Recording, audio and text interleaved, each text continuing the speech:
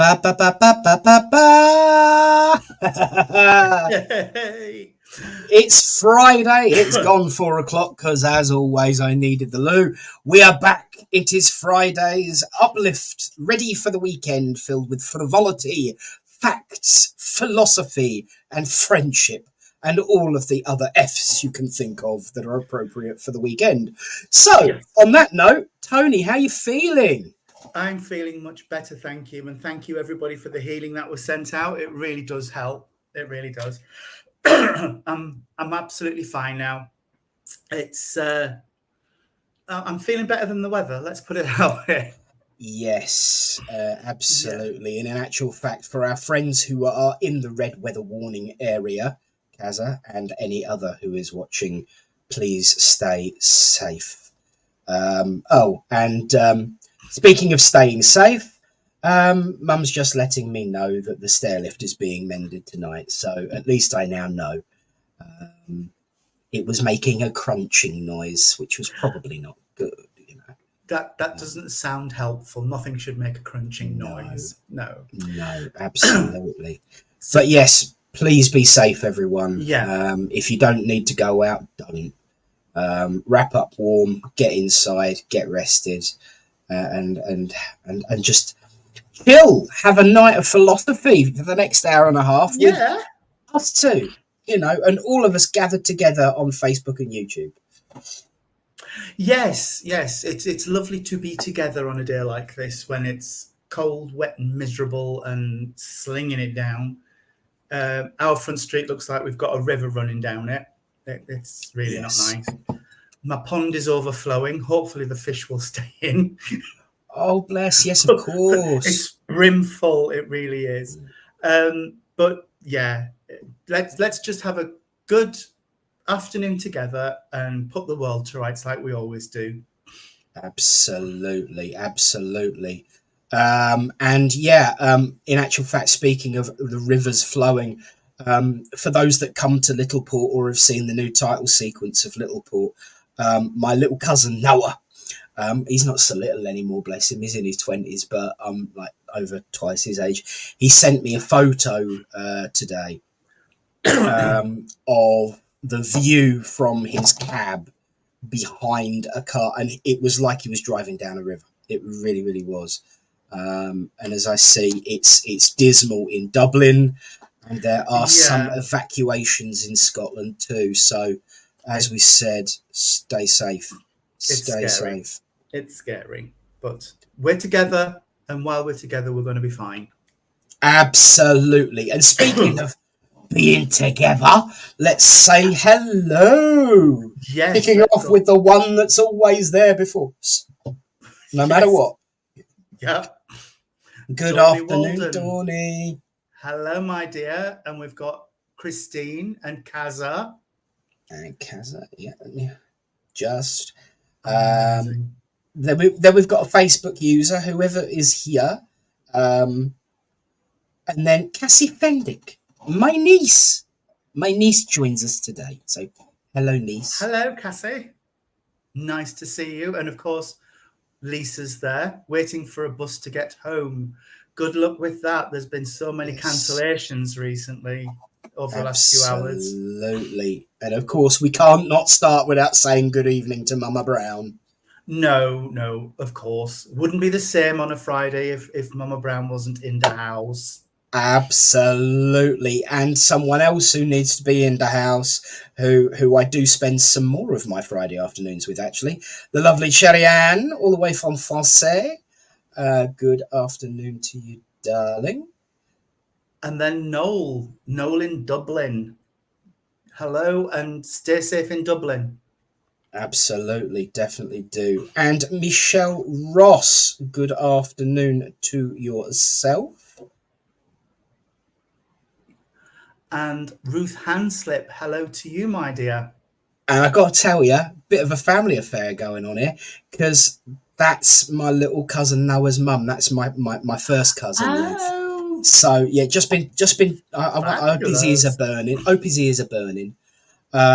He sent me a picture of the river in front of him on his travels. So Yes, I know he's out and about. Yeah. And there he is. There's the young man himself. Paul. Hello, Paul. Hi, Paul, mate. Now, I'd be in trouble if I didn't mention this one. Yes, back from shopping. Back from shopping. Tony and Eunice, good to have you. Ruth says he's not home yet. No, I would imagine he's getting the water wings out, bless him. After that picture we sent. And absolutely.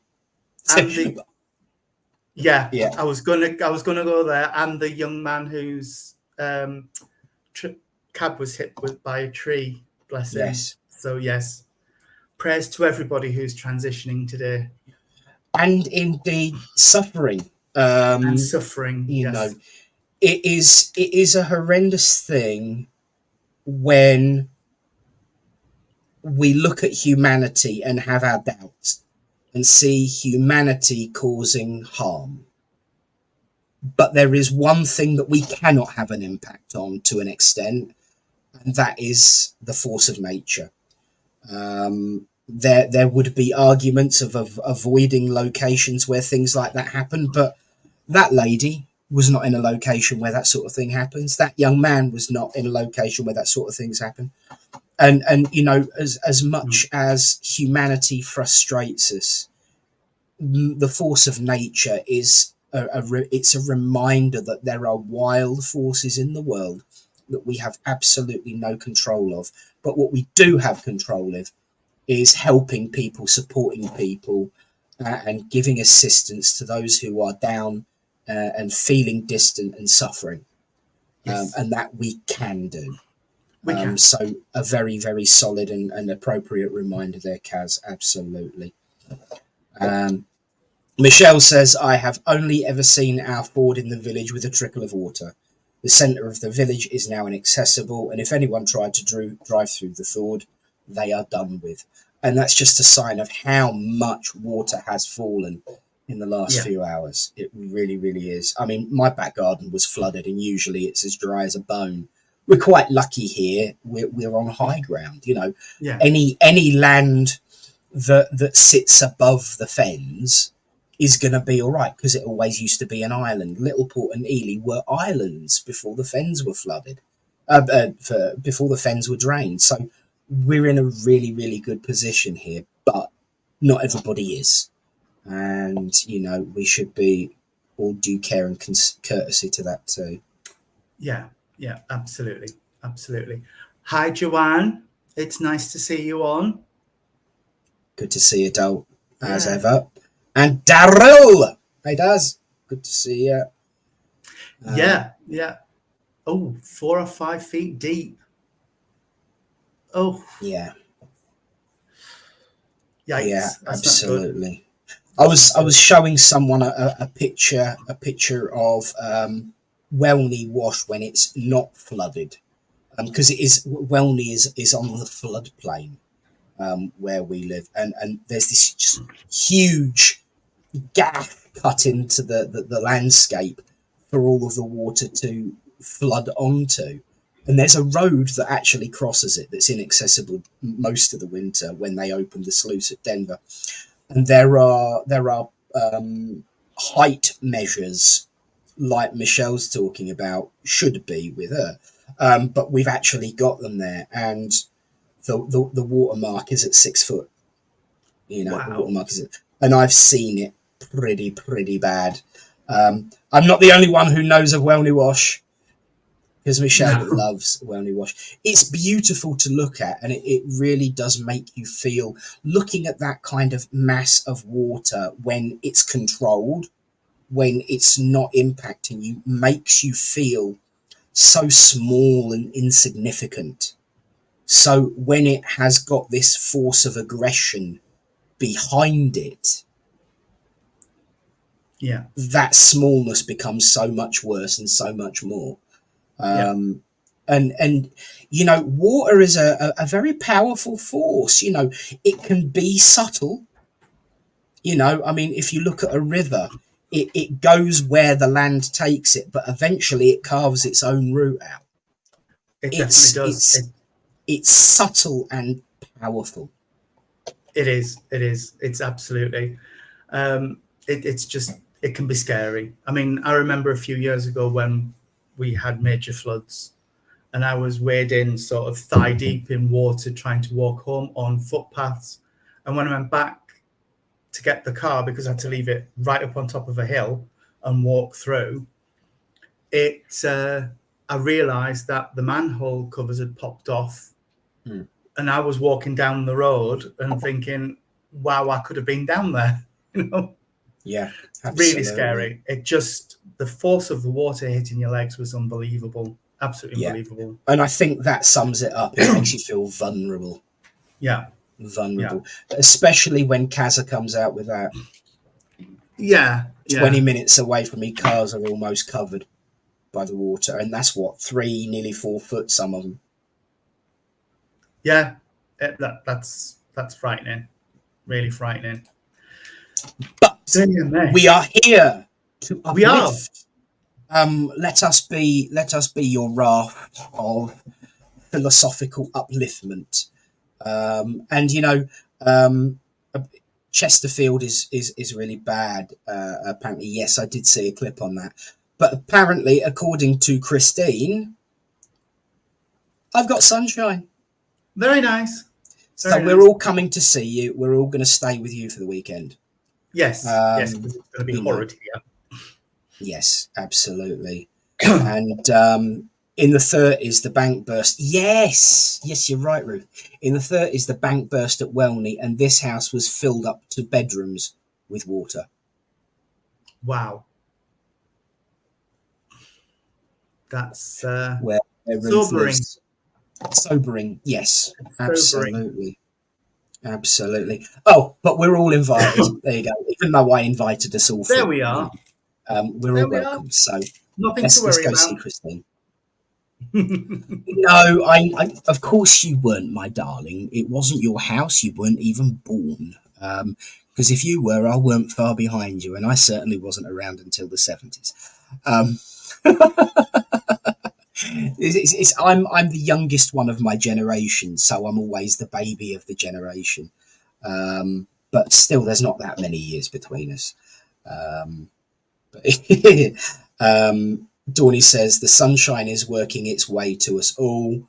We just have had a little sunshine in Essex. Fabulous. Let's hope. Let's hope. When hubby was working on survey ships around Newfoundlands and the ship is surfing, he said that was I'll bet a ship surfing. That's got to be that's got to be frightening. That's got to be really frightening. Really is. Yeah. But yes. So, what have you been up to, Tony? What will lift us up? We've been really busy, Rainbow Project wise. We've been sorting a lot of stuff out, and then we went on. I don't know if I want to say Tuesday or Wednesday. We went to see Myra Dubois, who is a fabulous drag artiste. Yes. At the Cast Theatre in Doncaster. It was absolutely brilliant. Absolutely. She was hilarious. Absolutely hilarious. That really uplifted us. And then the day after, what did we do the day after? Yesterday. What did we do yesterday? We were in We went out yesterday with a friend who's come back from Colorado to see everybody. She immigrated after her wife passed. So she's staying with a daughter over in Colorado, and we took her out to Hornsey for fish and chips and to the caravan for an hour, and then drove her home and dropped her off with another friend who she's going to see. So yes, it's been lovely.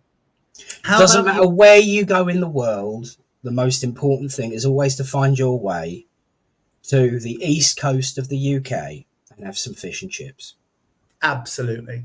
I have had fish and chips everywhere. The east is always best because it's on the North Sea. My week's been very, very busy. Very, very upbeat. Lots going on. Lots to do. Lots to see. Answers to questions that I've had for many years. new questions to ask as always. And I've got to say, Eunice read the most beautiful, beautiful poem at church last night. It was gorgeous, and she wrote it. It is on the church Facebook page. Yeah, several roads flooded in Bury St Edmunds. Eunice said, "I tell you what, there wasn't a dry eye in the house last night when you read that poem. It was beautiful. So have a look, everybody. Really, really, really great. But yeah, other than that, just getting on with getting on. Did a little bit more writing, so the book's still coming. You know me. I'll be writing that book until the moment I ascend. But yes, lots going on as always, and I see Michelle has some exciting news, and of course this is your show too, so share alike. And if you've got a question that you want to lead us on with the philosophy, what you'd like us to talk about, go for it, do it, share it, the question, we'll talk about it, we'll debate it, and everyone else will join in, because that's what it's all about on a Friday. A collective consciousness of philosophical debate. And I know Bill won't mind me saying that. And there you go, look. I've saved it. Thank you, Eunice. Christine loved it. Yeah. Really, really gorgeous. Really, really gorgeous. Now, Michelle's news is I have finally got through the recruitment process for East of England Ambulance Service. So I start 6 weeks course next week, and then I'm stepping up to work the frontline 999 ambulances. Bravo. Wonderful. That is superb news. Certainly is. Yeah. Certainly is. That's just excellent. It really, really is. Well done, Michelle. Absolutely. You should be so proud of yourself. Definitely. You really should. Onwards and upwards. Clap, clap, clap. Yeah. Congratulations. Of course you will, darling. Of course you will. We have no doubt. We have no doubt. I mean, it's been what, over a year since you first parked in one of my parking bays. Well, for me, when it was my parking bay, anyway. Yeah, good. I'm glad about that. You should be. You should be. Bravo. And there's absolutely nothing wrong with taking a little bit of pride in yourself now and again. There's a difference between that and ego. There definitely is. If you know you've done something good, then good on you. Yeah, and that's one of my favourite go-tos. My favourite go-to. There's a difference between ego and being proud of what you've achieved. Absolutely, I will always support that statement. Well said, young man. And you've come too far not to pass. Have faith, spirit will guide you. And yep, well done. And look who it is. If it isn't Mr. Stapley himself, the reverend from another country, the minister from another. No, I can't think of an M word that means country either. So I'm struggling with my words today. Our friend Reverend Stapley from Canada. Good to see you, young man. And I know everyone will be happy to see you, dear. Yes. We always are, and you should come on here again with us. Because we did. So nations and M, no, darling. So I should have chosen. And I can't think of an N that means minister. No, I'm not very poetic today. I should ask Eunice, actually. She's the one that's good with the words. She take my place. The one thing that I love is the fact that they've come round to my own dad, always used to say, would never make anything of myself. And look, you have. Absolutely. Oh, Matt, come on. Minister, I love it. Oh, fantastic. That's made my day, that is. What's the weather like over in Canada, by the way, Matt? Have you got storm, whatever she's Babette? I doubt it's there now. and I think No, it came from the south, didn't it? it did. Yes, it came Yeah. sort of. Yeah. So, but Well, hey, is because it's Canada is northern hemisphere, so it's the same season. Um, absolutely right. Oh my god. he's on form today, isn't he? If I was a bad minister, I could be a never end. Oh dear. The humour never ends with that reverend. Yeah, yeah, yeah. Absolutely. Trust spirit. I always say trust spirit, and Yeah. you'll end up where you're meant to be. Yeah, definitely. Yeah, Definitely. so, yeah, Matt. Yeah, okay. Yeah. And I think your But, mum's right. I think we need to build yeah. an ark. Who built the ark? Noah. Noah. Oh, he's not Does it? home yet, so he can't. Um, he's still out in his van driving down the river. Ruth, tell him when he gets home he's got to build an ark. I forgot that comparison. Sarah McGee, she says a storm was welled up here in northeast Scotland. Curious to know how far you and Kazza are apart from each other, because Scotland's a big old place. It is. As opposed to those that would say, "Oh, Kaz come from Scotland too. Do you know each other?" There you go. You probably do now, and I've just made a fool of myself. Steve Rhino, good to see you. Good to see you. Hello, Steve. And the weather is grey in Canada. It's starting to get cold and darker way early. Yeah, I think we'll come and stay. We're all going to just get in a plane. We're going to charter a plane, all of us, and we're just going to come over and stay with you, Matt. Yes, you and Etienne going to put us all up away from the flooding.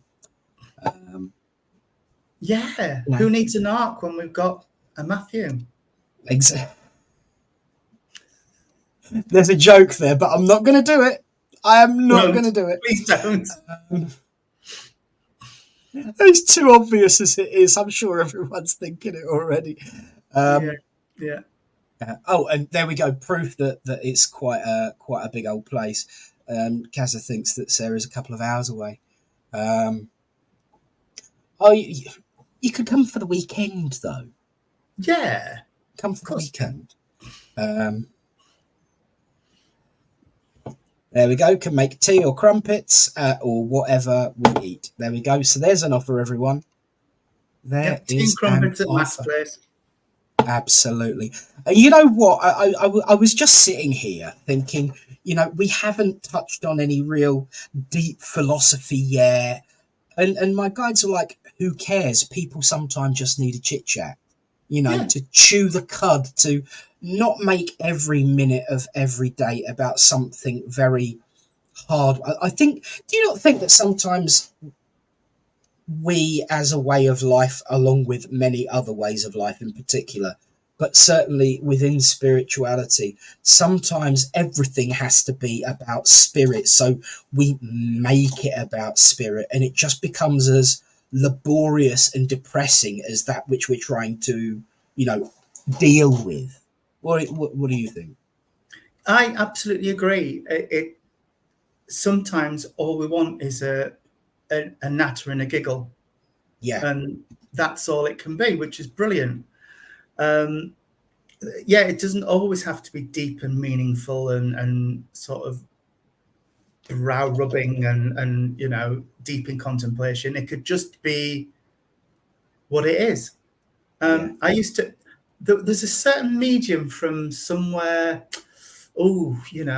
Canada way, and he used to do a knit and natter thing on I believe it was a Friday, and it was just craft and chat, which was absolutely wonderful. And that's sometimes what you need. We find it with the Rainbow Project, when you just get people relaxed and chatting and doing something, they start to open up, and that's when you start to find out the root of the problem, and you can start unpicking things in a way that isn't laborious and isn't intensive. It's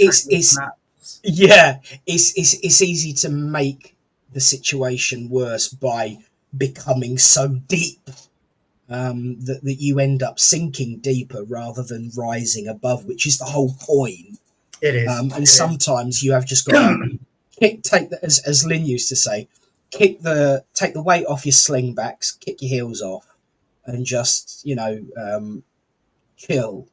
And I don't think we do that in this way of life enough, if the truth be told. Matt says, laughing raises the vibes. As Dame Edna said, we need to laugh like we have never needed to laugh before. Absolutely. Evening, Sean. Hello, Sean. Hope you're well. Oh, dear. Excuse me. I've just got to sneeze. No, I'm not. I'm not bringing that one up on screen. You can answer it within the comments.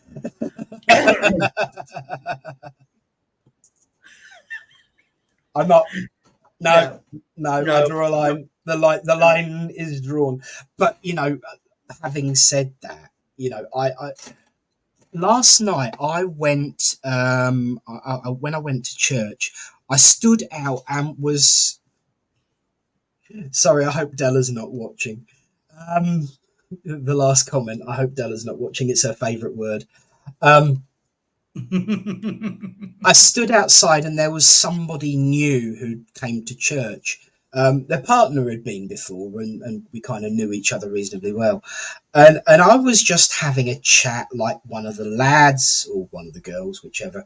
And I was just being myself and cracking a few jokes and making a few not so clean comments.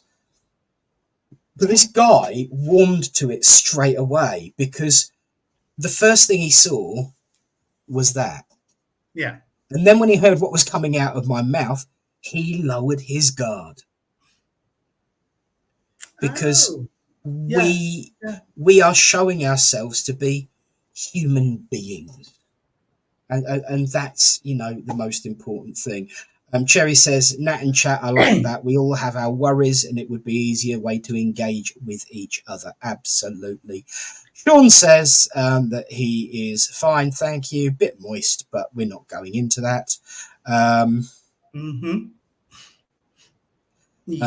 McGregor, Kazza and Sarah are still chatting about working out exactly how far apart they are, which, is again brilliant. Because you can see that community spirit, that connection. I said this last week to Circles and numerous times. What we really, really crave as human beings, what we really, really need is connection and acceptance. And sometimes a relaxed conversation, a silly conversation, a laugh and a joke.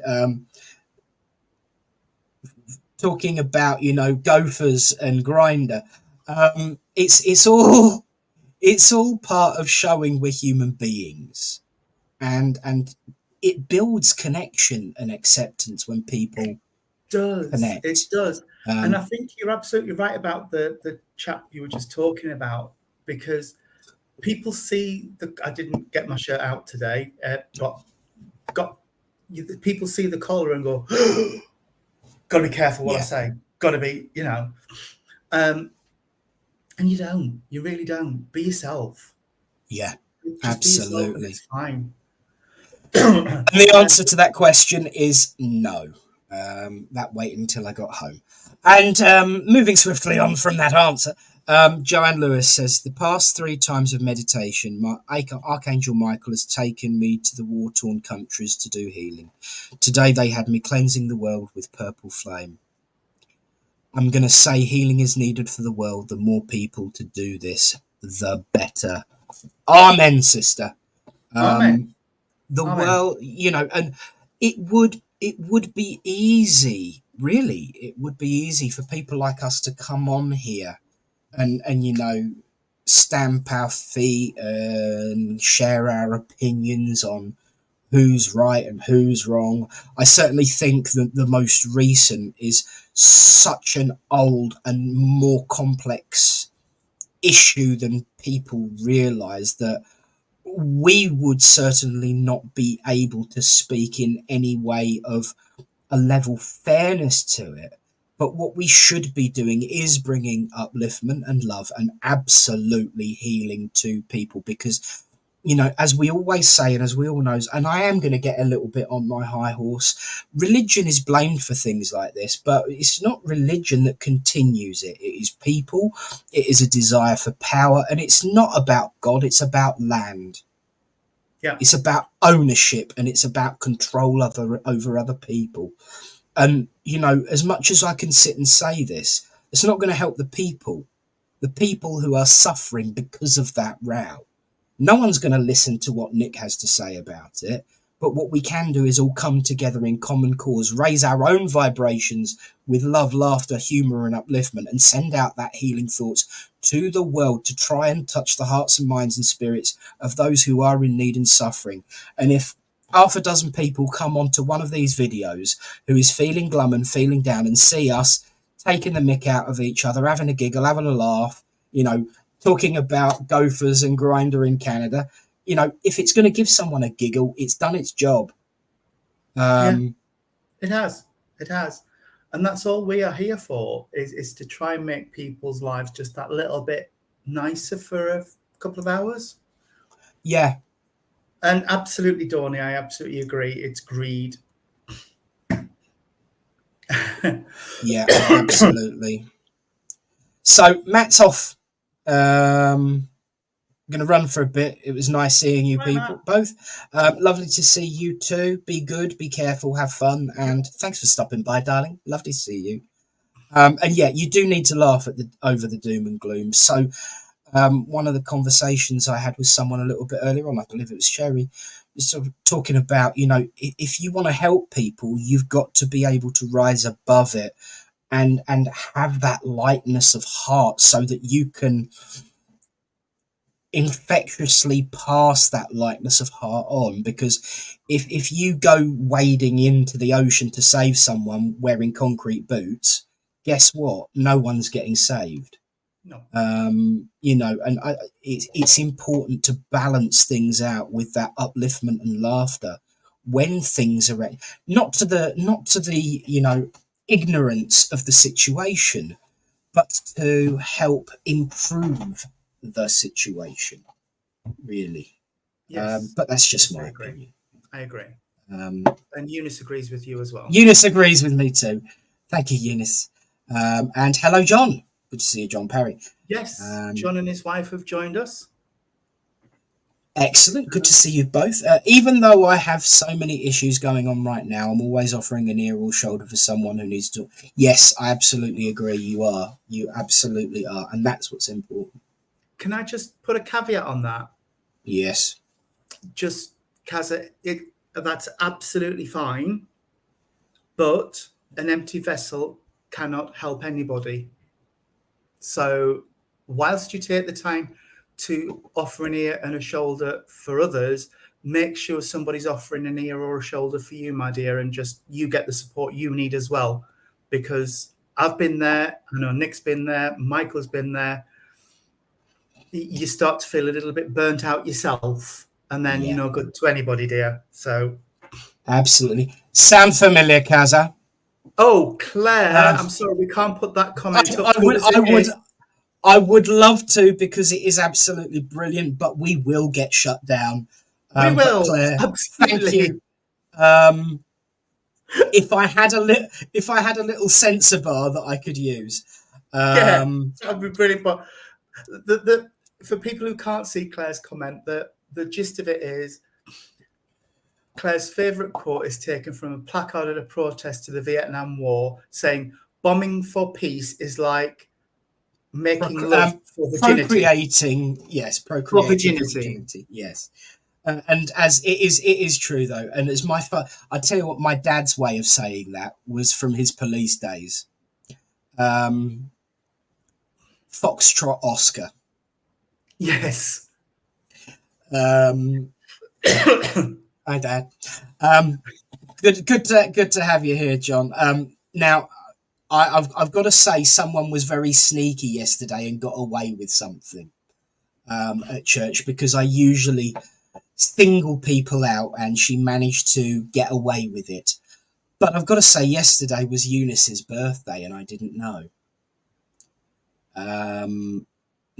So after 3, everybody join in from home. Make it, if you're on the bus or in the car, then please do join in. After 3, 1, 2, 3.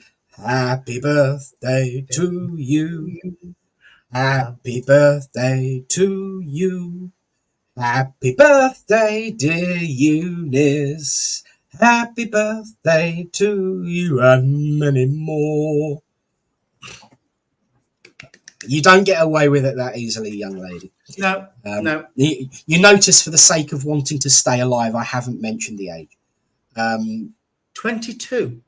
Absolutely, 22. Yeah. There we go. Look at this. And happy birthday to you too, Michelle, for Monday. It was your birthday on Monday. Congratulations. Yeah. See, there's your birthday present from Spirit. Look, a new beginning. Absolutely. Tie that round. Yes, I have heard that one too, frequently, usually at me. Yes, I've heard go for we've got happy birthday to Eunice from Sue. We've got happy birthday to Eunice from Cheyenne. A hip hip hooray from Joanne. So happy birthday, Eunice, darling, in all seriousness. And, you know, I've got to be careful because I'll be 45 in 8 days. You know. I wish. Yeah. I feel worse. I feel heavier. But no, not really. Not really, in all seriousness. I've... No. Facebook doesn't let people forget anything these days. Unfortunately.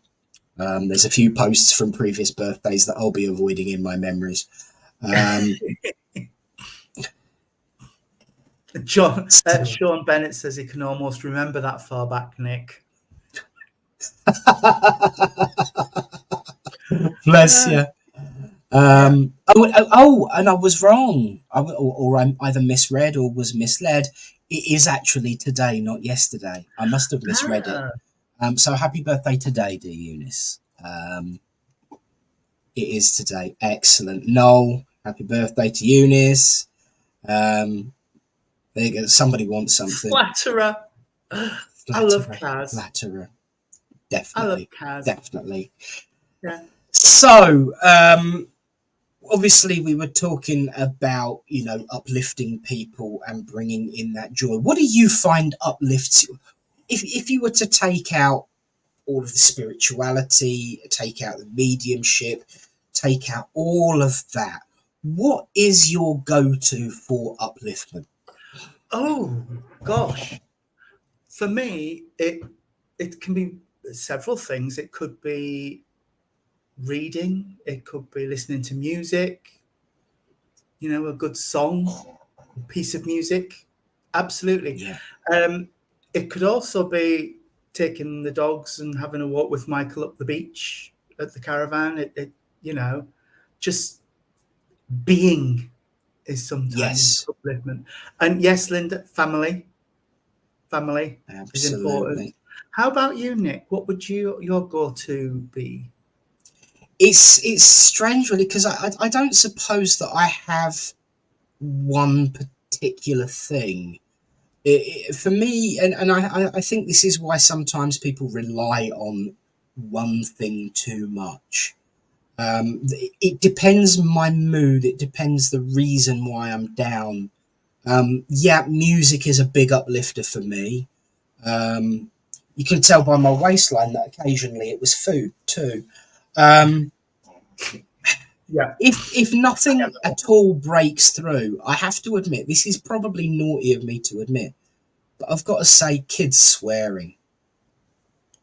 Those videos on Facebook of kids saying words that sounds different to what they should.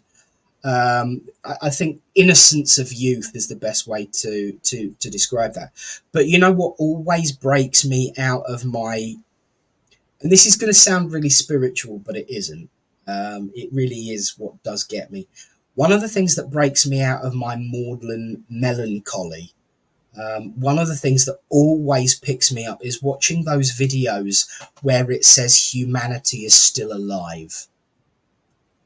And you, Yeah. like, for instance, there's a bloke sitting finishing off someone's food in a takeaway, and he's noticed by the people working there, but rather than shooing them out, they take him a bag of his own food. Or seeing a dog that's wandering alone in the pathway of a road, and looking rough and unawares, and then suddenly this person gets out and picks them up, and you get a flash forward to 6 months later where they're no longer skin and bones and their coat's all nice and shiny and they've got a loving home.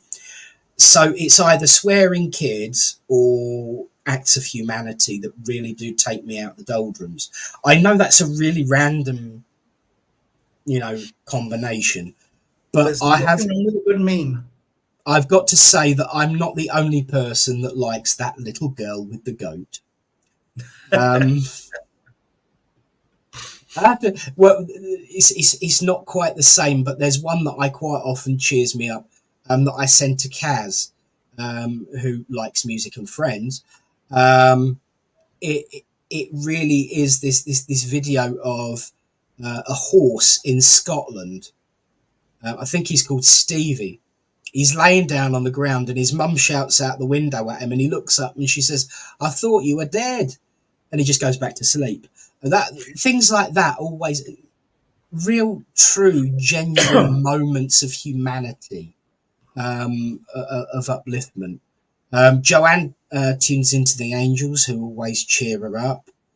Eunice is the dog. Absolutely. That I tell you, I've met her dogs. They certainly wouldn't let her be miserable for long. Sean Bennett. Yeah, absolutely true. Yeah. Yeah, and Daniel likes Queen, go-to for brightening a down day. Yes. And your mum says there's a goat outside. Is there meant to be a goat outside your mum's house, Nick? No, she's referring to the little girl with the goat. Oh, right. Okay. There's a goat outside, so it's not a goat. Oh, okay. That's fine. I didn't get the reference there. You're all right. That one right there, I can listen to it 1,000,000 times. The monkey on the car. Yes, I've seen that one. Tom Cruise in anything in response to Dawny's comment. It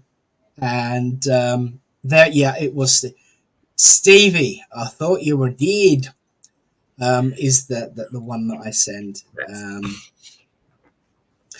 And then, of course, there's the funny cat videos. Yes. But once again, as you can see in the comments and the responses that everyone's making, as I was saying, there is no one thing. It does depend on the moment, doesn't it? It does. And we touched on this before we came on, and Michael's just highlighted a similar thing about if you're feeling a bit down, being in a one-to-one and having a conversation with somebody can turn you around and uplift you. And it's just an amazing thing that from that giving of oneself, you get uplifted as much as the person you're trying to uplift. And I think that's something a lot of people don't see in things like support work, like Michael's doing, or like we do, that the answer can't be, here's a number, ring that, because, you're a bit complicated, we can't deal with you, please go away. It's take the time, hear what somebody's got to say. Don't listen to them, but hear what they've got to say to you. And that really makes a difference. So does the jumping the threads of conversation. Tom Cruise in anything.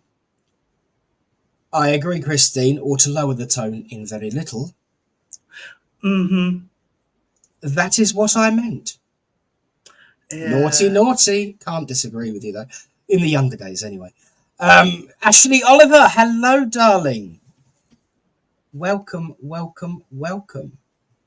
Absolutely, and it's good to be back. I am sorry I missed last week. Did we miss something last week, Nick? Because didn't you say there was a space on a shelf behind you that was going to be filled? Yes.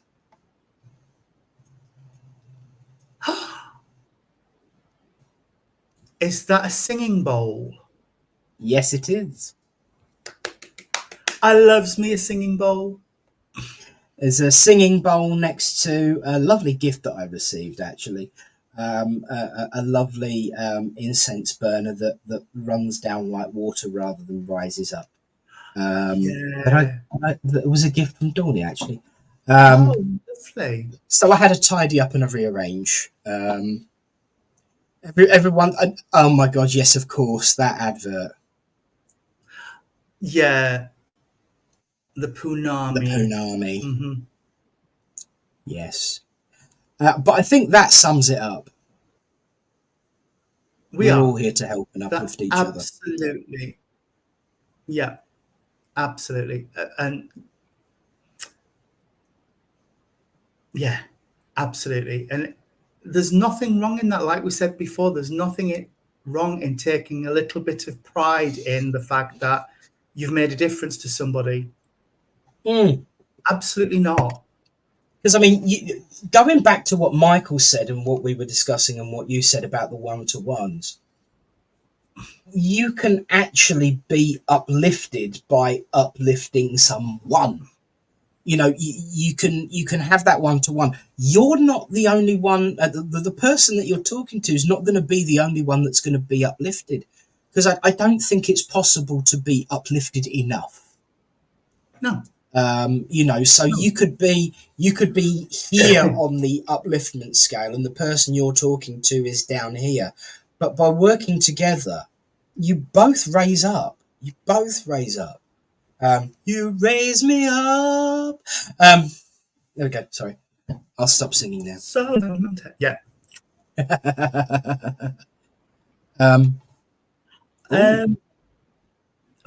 I've jumped. The comments are going crazy. Yes, they have. I think there was a glitch. Says, reverse incense burners are amazing. Yes, I have to agree. Yeah, that is what that is. It is a reverse incenser. And I did see Kaz's comment as well about Tom Cruise, loads of question marks. Nah, pink in a tight leotard. What, Tom Cruise in a tight leotard dancing with pink? That satisfies everybody. That's just a thought.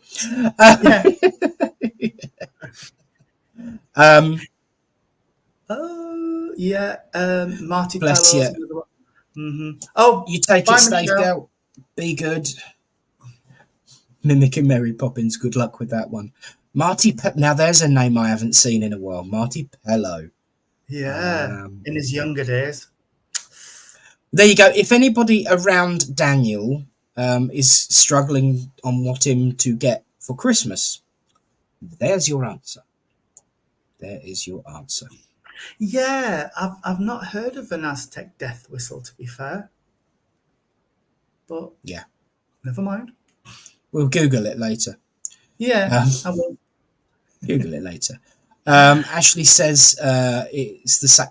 You're absolutely right, Ashley. It is the same as healing. If you offer healing, then you always walk away feeling better too.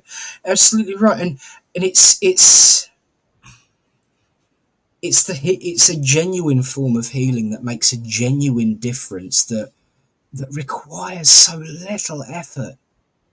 Yeah. So little effort. A simple act of kindness, a simple act of humanity, a simple act of laughter and love can make a huge, huge difference. But also, it has that roll-on effect. It's time for a science fiction quote. Oh, here we go. It's time for a science fiction quote. It always reminds me of the final ever Sam Beckett Quantum Leap episode, where Sam is questioning whether it was worth it and whether he actually made any difference. And the guy who was playing Al the barman, who later went on to be a major in Babylon 5, but was actually in Quantum Leap as a reflection of pretending and playing the part of God. Basically, said what you fail to realize is that the lives you touch others, and those lives others.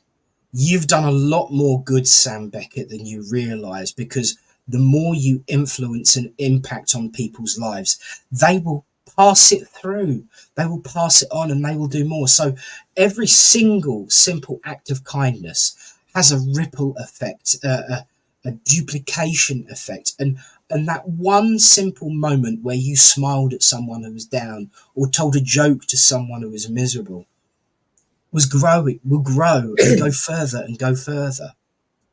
Absolutely, absolutely.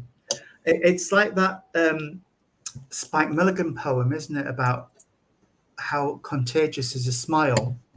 Yes. I love that. I love that. Yeah. Wasn't Sam always dead? I don't know. Was he? No, because he did actually jump back into his own body one week. He there is actually I've got to say, there is a spiritual aspect to the whole premise of Quantum Leap, that is jumping around from life to life, putting right what once went wrong and making an impact. And yet technically you could say it's his soul that's swapping with these other people in time. And whilst the essence or soul or personality of who he's jumped into is inhibiting or inhabiting his body, when he did the final leap, he disappeared from the waiting room. And so he took his body with him into that final leap and all of those following travels that he did on his own. So technically speaking, you could say that if he was, in the words of Stevie's mum, deed, then he ascended bodily into heaven, which is once again a very biblical thing there. But no, he was actually still living. It's just that he went missing and never came home. Yet, you know, there is the revival. They might bump into him with a special guest appearance, but I doubt it. No, Shame, no. really. Oh, And of course, Ashley's point there. Yes, Medium with Patricia yes, Arquette and Stairway to Heaven. yes, Yes. absolutely. It's and you know what? Another one, before its time, like The Matrix, and then Buffy ruined it. The first couple of seasons were all right on the grand scheme of thing, and I loved the musical. I still listen to that in the car, actually. Going Through the Motions is one that cheers me up, and also the Except for Bunnies. But yeah, you are right that it did start becoming less metaphysical and more about meta production. But you're absolutely right. Back in the 80s, 90s, there were a lot of very spiritually inspired shows. That would be my song When I Leave This. No, not Going Through the Motions or the Bunny one either. No. But yeah, I learned a lot about spirituality in the 80s and 90s from the TV shows I watched. And Mum used to absolutely go nuts over Medium with Patricia Arquette. She used to watch it, on reruns all the time. And they were good shows. They didn't always get everything the same as what we do, but there was some really, really good. Oh, sorry, Cherry. Stairway to Heaven. Yeah.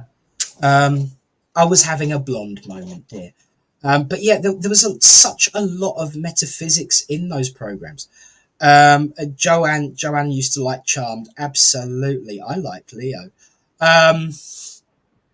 Did we all? But no, Yeah. in all seriousness, these programs did have an influence on us. They did have an impact on us as we were watching and learning and growing. And, to see such things. But then there's been some really, really beautiful moments recently in programs that you wouldn't expect. I mean, the soaps usually do give people like us a really rough ride. Whenever a medium turns up, oh, they're going to be a charlatan and oh, I don't do mediums, and it tends to wind us all up. But then, like with EastEnders, there was a couple of really, really beautiful moments. If you take, for instance, when Peggy Mitchell, the character of Peggy Mitchell, passed away, and they had Pat come back in a cloud of fag ash to come and help her across, that was beautiful. And more recently, with the Lola storyline, in the day when they're talking about, what if you could come back, what would you come back as? I'd come back as a fox. And then at the very last moment, after she'd passed, this fox, the camera comes onto a fox walking around the square. Oh, I didn't see that. And it goes wandering off down Bridge Street, underneath the bridge, like every character leaving for the last time goes under the bridge at Bridge Street, which coincidentally is in the old set at least, was the exit into the real world, and the green room for other studios. But this fox came out and just looked around and looked up and then just wandered off underneath the bridge. Little moments like that are truly, truly spiritually uplifting. And then I go and ruin them with a blonde moment. Yeah. But yeah, I think it's amazing some of the stuff that does come through in fiction and science fiction that is a reflection of what we've been saying for years. Yeah, absolutely. And that's what Sandra Shelley's just picked up. But do you think these programs were shelved because they were nearer than the truth and certain people wanted us to know about? Well, could be. Could be. You know what? I want to answer that, but I don't want to answer that because I think it'd be a bit of both. I think it'd be a bit of both. I know that such places are very cutthroat and money oriented.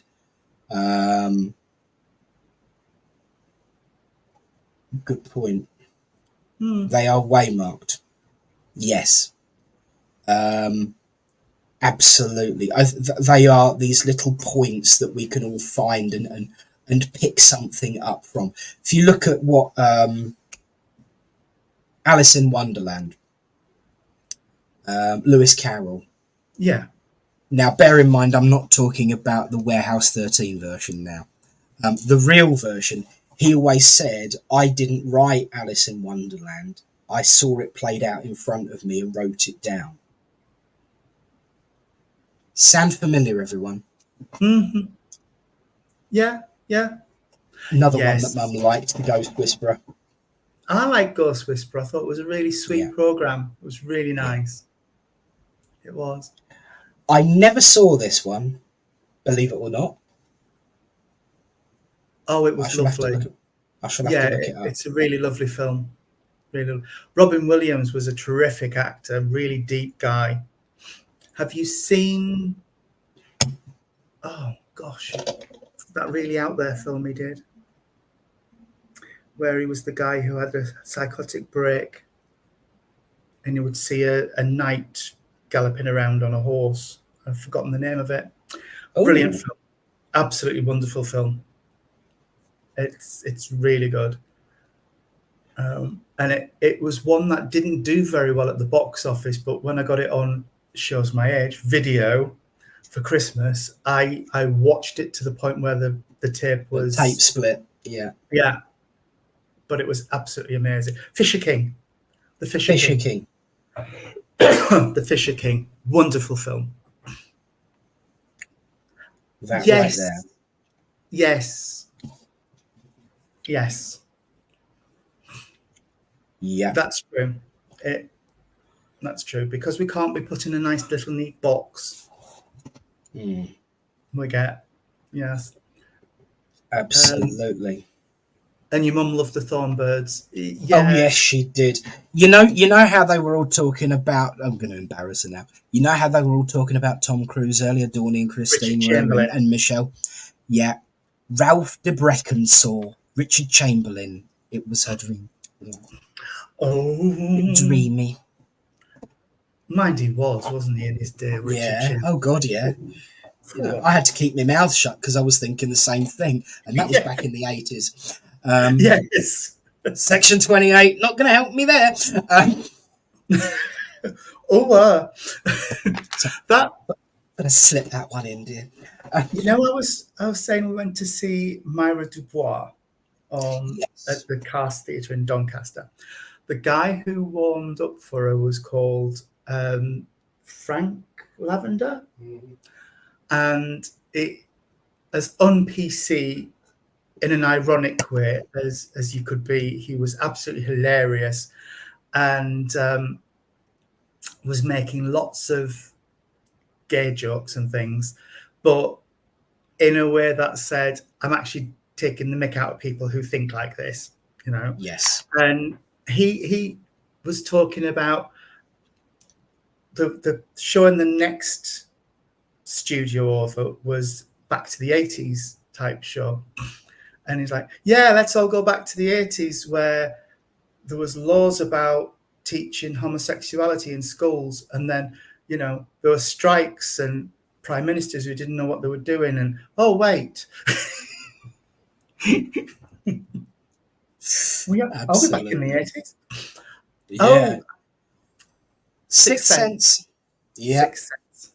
Do you know what? I've got to say, I'll be honest, I didn't see the twist coming in that, but I've got to say also, watching it as a medium and a spiritualist, some of the things that they did in that were astoundingly accurate. All right, some of it was slightly off-key, like he would sit there and say, when they get angry, it gets cold. But we know as mediums, actually, when they come around, it gets cold, not angry. But that was for the dramatization. But the idea that it gets cold when spirit come close was well researched and well read. The fact that they were showing him how they passed, which is something we use within mediumship to prove survival.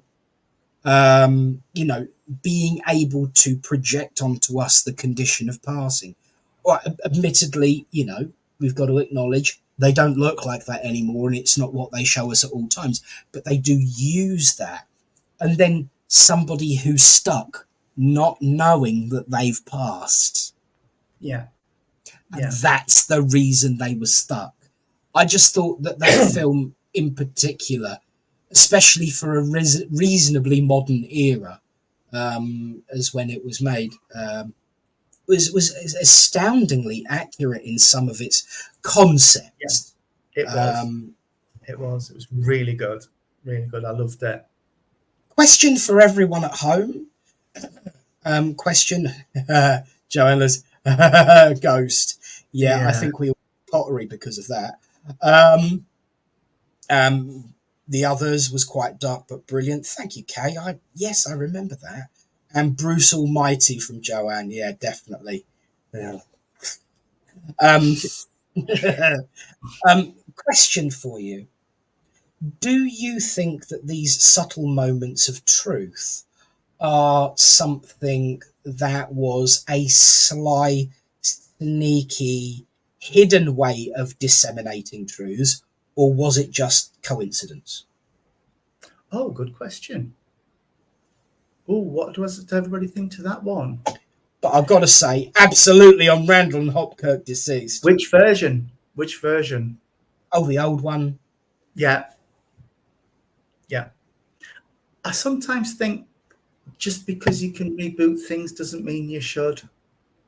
Yeah.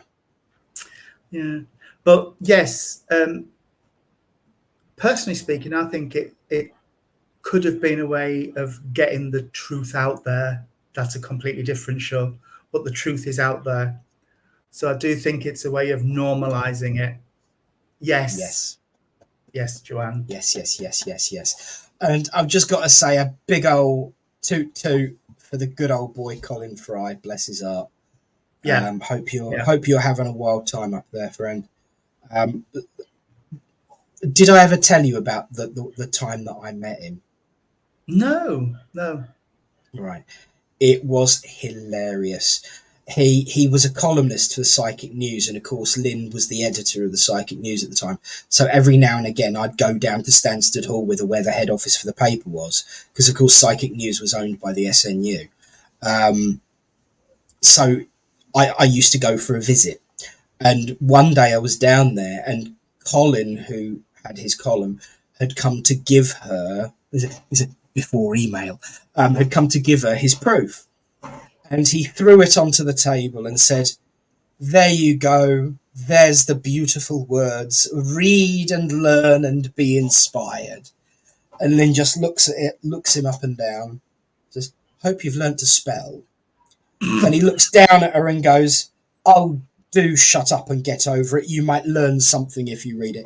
And this little to and fro went on for about 3 or 4 minutes. And then suddenly they looked at me, looked at each other, burst out laughing, and gave each other a big hug. They were playing it up for me. And Colin was one of the most humble, nicest people you could have ever met. And he was just playing to the kids sitting in the corner, because that's all I was at the time. And there was just such a humbleness of spirit within him, and such a lovely warmth and friendship when they were playing with each other and then hugged, and had a good laugh at it. It was a beautiful moment, and I don't think that side of Colin is publicized enough. No. So I always tell that story to show him as he is.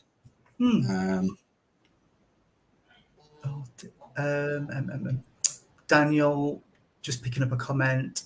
Yeah. Daniel, they make it easy to leak real actions of the world. Same with UFOs. Yes. Giant saying hi. Michelle was in the house. Michelle Harris. Yay. What is coincidence? Absolutely. It's a way to kick us up the well edited, dear. Well edited. Yes, thank you. Yes. I haven't. I've no doubt he has been. Yeah. But not to me personally, no. I know of a few people that have spoken to him, and that's all I'm saying. Okay. Once again, it's about, people's privacy. Yes, of course. And I am aware of certain occasions when he has shown himself, but I wouldn't publicly, say who to, because it's their business. Of course it is. Yeah, but I can say yes. I can say yes. I'm aware of a medium who has worked with him since his passing, and given information out since his passing. And that's all I'll say. So privacy important. Yes. But if I can soften it and edit it so that it can be, some information in answer to a question, and prove that survival is a real thing, even for people that we've heard of on the telly, then I will do. But once again, personal. So, yeah, you're absolutely right, Sandra. The human side of a person is never published enough. If you're a celebrity of any kind, the media has to drag you down, but those who know them know the truth. Yes, absolutely. Indeed. Absolutely. Good question. There are plenty of jobs that they can be found, I'm sure. One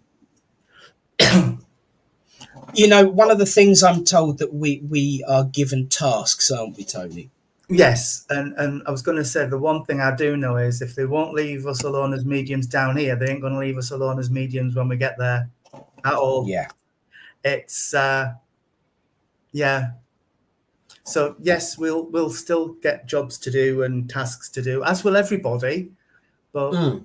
yeah, certainly those of us who work with spirit this side of life, we're not going to get away with sitting on a cloud and playing a harp on t'other. No, definitely not. Or an The ab- ocarina. Michael has just bought himself an ocarina. Excellent, excellent. You know, it's interesting, really. I just had a sudden thought when it comes to that comment. Actually, one thing I was, because you said there's one thing I know. The one thing I've been told: we play to your strengths and work on your weaknesses. Yep, absolutely. Oh, Daniel's asked a really interesting question. Is it hard when loved ones come through to you compared to strangers? Yes. No, it is hard. Yeah. It is hard, but it's also comforting to know that Oh, there's a completely. familiarity Yeah. in the energy as they come through to you. So yeah, it is difficult when you first have a loved one come to you, but it's go on. What was I going to say? That I think sometimes it's hard, even when a stranger, if you like, comes to you, depending on what the message is that they want to get across to their loved one. Yeah. That can be difficult when you're trying to put it across in a way that it's comforting. Yes. When it's a difficult conversation to have. That's just my personal perspective. Yeah, no, I'm with you, mate. I really, really am. As hard as it is, especially the first few times when someone's passed that you know and care about, the first few times that they come through, it really does still, because it's still you're still grieving, and it's that smack around the head of, get over yourself. I'm still here. I am going to make your life a misery if you don't grow up and grow a pair and get on with living. It does hit you harder, but as Tony said, on the flip side of that, that desire to get it right, and especially when it's a really difficult conversation that a complete stranger is having, to see, it's almost like seeing your own grief reflected on someone else's face, isn't Yes, it? it is. It can pull on your own heartstrings and remind you of your own pains and burdens, just the same as if it was your own relative coming through. I totally agree with you. Yeah.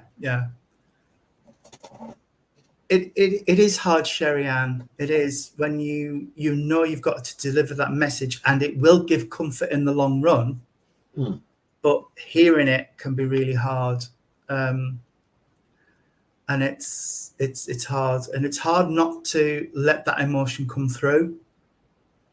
Because the last thing I want to do when I'm delivering a message like that is to be sat there blubbering.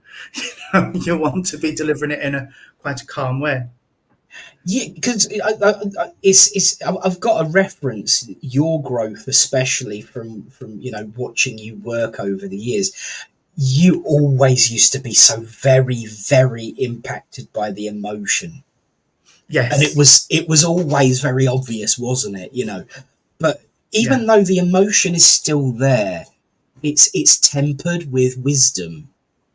I have to say, Thank you. it's tempered with wisdom and experience. And I think we all have to take on board that lesson, that emotions are tempered by wisdom and experience. And that's how we cope with things. We've still got that same emotion within us. And depending on what level of strength that emotion is, it will still impact us. But the more you temper your life with wisdom and with experience, the stronger that sword of truth is. Yeah. That's so true. And yes, I feel sorry for those mediums too, Daniel. Yes. Yeah. Please don't seek me out, Daniel. No, you can't. And you're going to be the first one if you go in the right order. Yes, I've had a few spirits that have made me cry, made me want to cry, and you have to hold back the emotion. Absolutely, it's about letting through enough emotion so you don't appear inhuman. Because it is possible, isn't it? If you button it up too Yeah. tight, don't you think you can come across as uncaring and unfeeling? A little cold, yeah. Yeah. I've seen that. I've seen that with people delivering messages and delivering things to people where you think you're either putting up a really good shield or you are really cold and distant, and I'm not sure which it is at the minute. But yeah, you've got to give enough of yourself that the message feels real Yes. and genuine and heartfelt, but not enough that you get overwhelmed by it. Because Yes. I've had that before as well, where I've become totally overwhelmed by something, a situation, and it's affected me deeply. Yeah. So you have to draw that fine balance when you're bringing people through to people. Indeed. And Go on, mate. I was just going to say, I've just seen a couple of people who've said they find bringing children through difficult. Yeah. And it's Yeah, absolutely. It's because it defies the order of the universe as it is expected, doesn't it? It does. You know. But I think to go back to what you were talking about earlier, you see, we're going round in those nice loops. We have To bring through the innocence of youth and the joy of the young person is wonderful. And absolutely. I remember giving a mum a message from a child of hers that had passed, and he said, I was stood in the tree waving. And I said to this lady about, he's been waving in a tree. And she says, oh my, yes. She says his brother, who we never met, was at infant school. And his brother was stood in the playground like this. And the teacher came over and said, what are you doing? She said, waving to that little boy in the tree. Yeah. And they shut the school down and had to go out and look because they thought one of the kids had got out and had climbed a tree and was waving to his friends in the school. And she says, how did you know? How could you have known that? And I'm like, so it's that playfulness of being young and joyful that comes through. Absolutely. Now I've got to say, I've got to share this one because I have my opinion on this. I had to cut the link short, like as I was saying earlier, that she'd got through a child. I had to cut the link short because it was too emotional for me. Maybe but I couldn't carry on with the reading. No, it is absolutely not selfish. No. Actually, it was deeply professional, very mature. You've given that connection, you've given that link, and had you carried on and that emotion had overwhelmed you, it would have become about you rather than the recipient. So you absolutely did the right thing. It showed a professionalism and a maturity that personally I feel was very well done. Very well done. Yes. Yeah, and I don't talk about this enough, really. My experiences on SPTV, for example. Richard, who's always in the background, he can tell if a link is affecting you as a medium. And he will monitor you. And there will be times, and people can look back and see it, not just with me, but other hosts. You can see moments where a medium will give a message and it is becoming emotional. And he'll say, okay, start wrapping it up. And you'll start wrapping it up because you're taking his lead. And he'll say, right, announce the adverts. And he'll play the adverts. Now, sometimes he will play the adverts twice in an episode to give you that chance to gather yourself back. And that's something I have a great deal of respect for, because it shows, number one, he's watching over us and keeping us, in a good place. But it is about that professionalism of giving what you need to give and then getting out of dodge so that the emotions don't overwhelm you. Because it goes back to exactly what you were saying earlier, Tony, about making sure that you are looking after yourself. Definitely. And funnily enough, Liz made a comment a little earlier about Yes. she had an anniversary yesterday, but getting a little shook because she feels like she's letting go and feeling guilty. Absolutely don't feel guilty about it, because it's not that you've let go, it's that you're learning to live with the hole in your life. Yes. Like I always say, you just learn to live with the hole in your life that's not there. And you should never feel guilty about finding you have a life. Yeah. But Yeah. Absolutely. And yeah, Cherry, that's a good one. Please don't ignore your little children when they talk about seeing and experiencing life of a spirit child. My youngest daughter, preschool age, spoke in depth of her spirit friend. And in actual fact, it was in infant school that I met my first guide, my doorkeeper. oh, Actually got in trouble for talking to him. But that's another story for another day.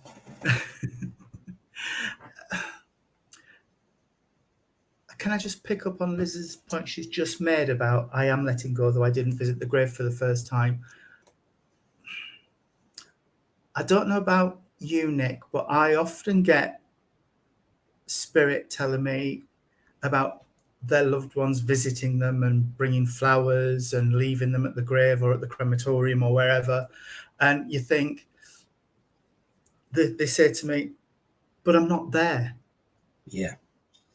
Put them in a vase at home and enjoy them, and I'll enjoy them with you. You Yes. know, I'm not there. I'm with you. I'm here. And it's, if you go to a grave and it gives you comfort, that's absolutely fine. And this is something I said to people when I was doing cruise bereavement care, when they would visit every day or whatever. And you say, but you don't need to go there to remember them. You don't need to go there to be with them. They are with you when you think of them. They're with you all the time when you need them.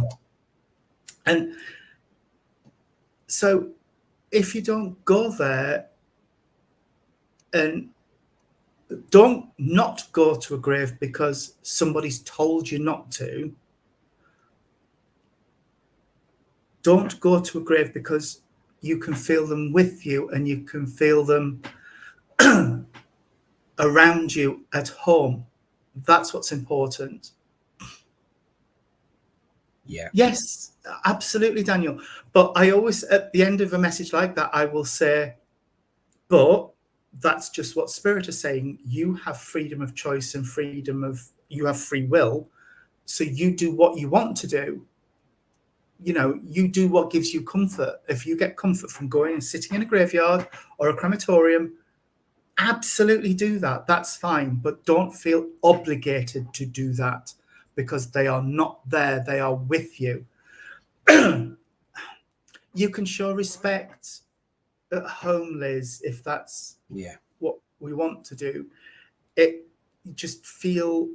Put a bunch of flowers in the house, light a candle, and sit and contemplate and meditate. But your spirit guides know you well. So if they're saying to you it's time not to go, it's up to you. It's up to you. Absolutely.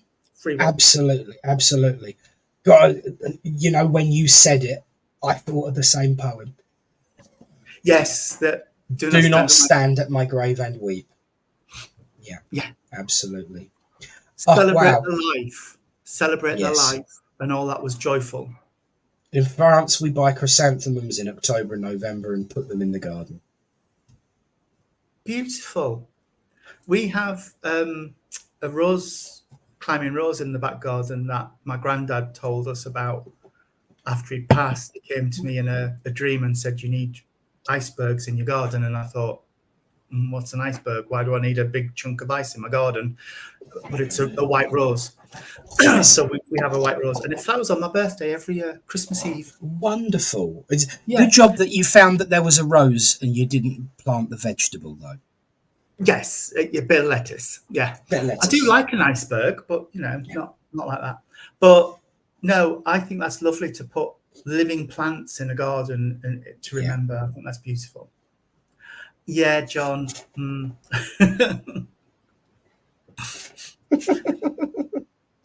My dad, bless him, is in the cupboard in the living room, sitting next to mum watching the bill, as ever. And it's this lovely little place that's got lovely little things and arrangements in. But it's funny really because people don't always look too kindly on jokes about things like that, but I do. Because when I went and picked up my dad's ashes, it's the first time I'd held a box of ashes. And I didn't realise just how heavy it was going to be. Because they're quite a hefty box of ashes. The weight of it is more than you expect.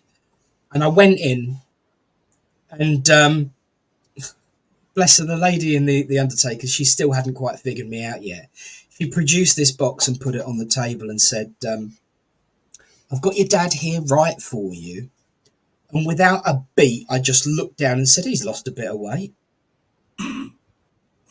And she didn't quite get it. And when I went to pick it up and I realised just how heavy it was, so, maybe not. Because they are quite heavy boxes, but it sat on the car passenger seat. I even put the seatbelt on it, and we went for a drive past all of his favourite burger vans on the way home. Wonderful. That was my memorial and testament to my dad, because he loved his burger vans. So he did a tour of the burger vans. But there we are. Yeah, that's a lovely idea, having an altar for ancestors. That's lovely. Yeah. And Absolutely. Daniel, you'd make a fantastic doorstop. Yes, absolutely. You've got to, and this goes right back to the beginning, doesn't it? You've got to find the humour in things, otherwise you'd go nuts. Yes. You've got to bring the humour into life, because no one's going to do it for you. Well, but hopefully they would. They will. And just to wrap up on a similar note, the undertaker that dealt with my father-in-law, Mick, got us straight away.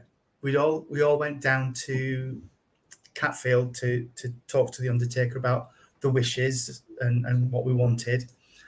And father-in-law was adamant he wanted a cardboard coffin because it was more eco-friendly, and bit of a discussion among the family about, don't want that in a cardboard box, and I don't know. And the undertaker said, well, no, we can absolutely do a cardboard coffin, that's fine. It's just, it may take us a little longer to get it because the co-op only put their waste out twice a week, so we don't have to. And I thought, yes, she did a real job there. She sat, she evaluated us all and thought, I know what I can get away with. Someone understood the assignment. Understood the assignment, which is the important thing. But it's absolutely, it's lovely. So you have got to bring that joy where you can, even in dark times. You need to shine a light. Absolutely. Or to go back to Ashley Oliver's favourite science fiction show, Buffy the Vampire Slayer, and the musical episode, as one of the lines in one of the songs said, you turn the music on, you bring the fun in. But now we've got to run. See you all again. It's been a wonder. We've hit that time again. We have. It's been a really different one today, but I still feel hugely valid because we don't talk about humour enough, especially in dark times. So thank you all for engaging and being part of it, for your wonderful comments, your uplifting comments, your support of each other, for your honesty, for your humour, for your companionship this afternoon. And again, as always, Tony, thank you so much for sharing your time with us too. Bless you. And you. Thank you for setting this up and bringing us all together. It's only a few buttons, to be fair. It's only a few buttons. I can handle it. But of course, thank you all. God bless you all. And so from tonight, tripping over my teeth now. So God bless you all. And of course, it's good night from him. And it's good night from him. Good night. God bless. bye, bye, bye, bye, bye. And now I've got to find the other button. See, it's not always Yeah. that easy.